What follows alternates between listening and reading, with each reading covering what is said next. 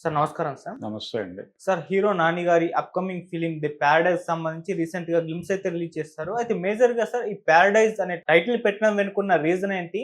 అంటే గ్లింప్స్ చూస్తుంటే కాకుల కథలు అని అంటున్నారు. అంటే ఎవరా కాకులు? వాళ్ళకున్న ఆ స్టోరీస్ ఏంటి? ఏం చెప్పబోతున్నారు ఈ సినిమాలో అని చెప్పేసి ఒక చర్చ అయితే జరుగుతుంది. మరి సినిమాకి సంబంధించి మీరేం చెప్తారు సార్? 'పారడైజ్' అనే టైటిల్ యాప్ట్‌గానే పెట్టారు. హ్మ్. ఎందుకు అలా అనాల్సొస్తుందంటే 'త్రిశంకు స్వర్గము' అని మనకొక కాన్సెప్ట్ ఉంది హ్మ్. పురాణాల్లో. ఈ 'త్రిశంకు స్వర్గం' విశ్వామిత్ర సృష్టి అంటారు. విశ్వామిత్రుడు ఎందుకు ఆ స్వర్గాన్ని సృష్టించాడు? ఒక స్వర్గం ఉండగా ఇంకో స్వర్గం అవసరమా? అనే చర్చ. ఈ చర్చలో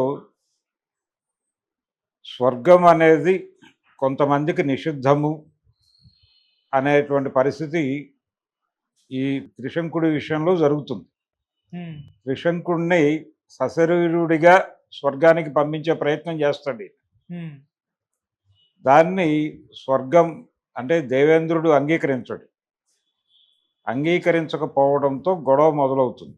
గొడవ మొదలయ్యి దాన్ని క్యాస్ట్ ఇష్యూగా మాట్లాడే ప్రయత్నం చేస్తాడు ఆయన. ఎవరు? విశ్వామిత్రుడు. మాట్లాడుతూ అంటే ఇతన్ని శపిస్తాడు వశిష్ఠుడు. నువ్వు చాండాల జన్మెత్తు గాక అని శపిస్తాడు.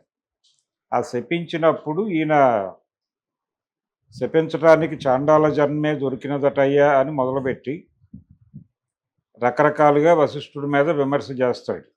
అందులో భాగంగా మాదిగ కన్య అరుంధతిని మగువని చేసుకున్నది సమాజానికి మసిపూయటానికేనటయ్యా అంటాడు. అలాగే సంస్కర్తని అనిపించుకోవటానికేనటయ్యా అంటాడు. అని వశిష్ఠుడి మీద తీవ్రమైనటువంటి విమర్శ పెట్టి మీ స్వర్గం కొంతమందికే అని మీరు డిసైడ్ అయినప్పుడు మేము ఆల్టర్నేటివ్ స్వర్గం నిర్మించుకుంటాం. ఈ ఆల్టర్నేటివ్ స్వర్గంలో అందరూ సమంగానే ఉంటారు. ఒక రకంగా సామ్యవాద స్వర్గం అది అని అక్కడ ఈ చర్చ నడుస్తుంది. అందుకని ఆయన త్రిశంకు స్వర్గం పేరుతో ఒక సృష్టి చేస్తాడు. తన తపో మహిమ, తన తపో బలం అంతా అలా వినియోగించేస్తాడు ఆయన. ఎప్పుడైతే ఈ తపోబలం అంతా వినియోగించేశాడో ఆయన ఒక నిస్తేజుడైపోతాడు. ఆ తర్వాత ఆయన తిరిగి ఈ తపో సంపదని తిరిగి సంపాదించుకోవటానికి మళ్ళీ తపస్సు కూర్చోవటం, అలా ఆ తపస్సు భంగం చేయటానికి దేవేంద్రుడు మేనకని పంపించటం అలా నడుస్తుంది ఆ కథ. అయితే ఈ త్రిశంకు స్వర్గము నిర్మాణము అనే కాన్సెప్టే ఈ స్వర్గము అని ఏదైతే ఉందో అక్కడ కొంతమందికే ఆధిపత్యం, మిగిలిన వాళ్ళకి ఎంట్రన్స్ లేదు అనే దాని దగ్గర గొడవ మొదలవుతుంది. మొదలై మీరు ఎలో చేయనటువంటి బడుగు బలహీన వర్గాలందరికీ నా స్వర్గం ఉంటుంది అనేది ఆయన చెప్తాడు. అలా త్రిశంకు స్వర్గం అని ఒకటి మన పురాణాల్లో రెఫరెన్స్ ఉంది.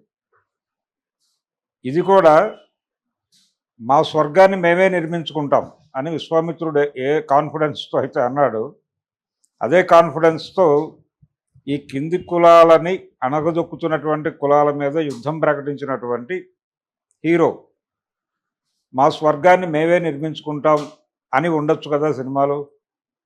అందుకని ఆ కోణంలో ఒకవేళ ఆలోచించి ప్యారడైజ్ అనేటువంటి టైటిల్ ఖాయం చేసి ఉండొచ్చు. చేయటానికి స్కోప్ ఉంది. అంటే వాళ్ళ గ్లిమ్స్లో చర్చించింది అణిచివేయతకి గురైనటువంటి వర్గాల నుంచి పుట్టినటువంటి ఒక వర్గం కాదు, కులాలే. అణిచివేతకి గురవుతున్నటువంటి కులాల నుంచి ఒక గొంతు లేచింది. ఆ గొంతు మాట్లాడుతుంది, ఆ గొంతు దెబ్బలాడుతుంది అన్న పద్ధతిలో ఒక తల్లి తన కొడుకు గురించి మాట్లాడినటువంటి ఒక నేపథ్యాన్ని వీళ్ళు ఆ గ్లిమ్స్లో చూపించారు. దానిలో ఒక ఆక్రందన ఉంది, ఒక ఆక్రోశం ఉంది, ఒక ఆగ్రహం ఉంది.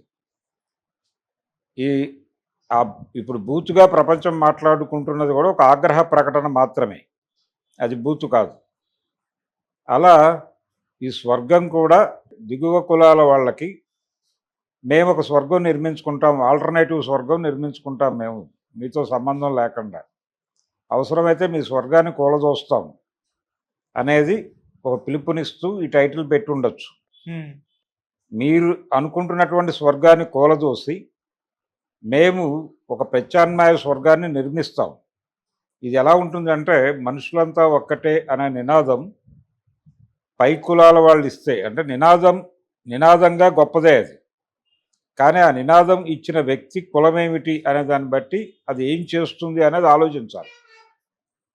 మనుషులంతా ఒక్కటే అనే నినాదం ఒక పై కులాల వాళ్ళు అంటే, లేదు ఒక రెడ్డి లేకపోతే ఒక కమ్మ ఒక బ్రాహ్మణ మరొకళ్ళు అంటే వాళ్ళు కింది కులాలని టార్గెట్ చేశారు, వాళ్ళని దోపిడీ చేసుకోవడానికి ఏదో స్కీమ్ వేశారు అనేది అర్థం. అలా అర్థం చేసుకోవాలి.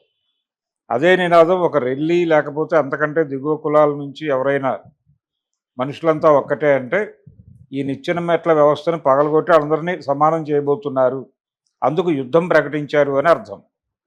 అలా అర్థం చేసుకోవాలి. ఏ నినాదంగా గొప్పదా కాదా అనేది కాదు చర్చ.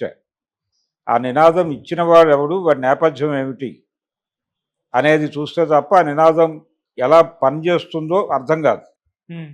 అందుచేత భారత సమాజం కులవర్గము లేకపోతే వర్గ సమాజము ఇవేవి కాదు, కుల సమాజమే. దాన్ని కుల సమాజంగా అర్థం చేసుకుంటే తప్ప సమాజం అర్థం కాదు.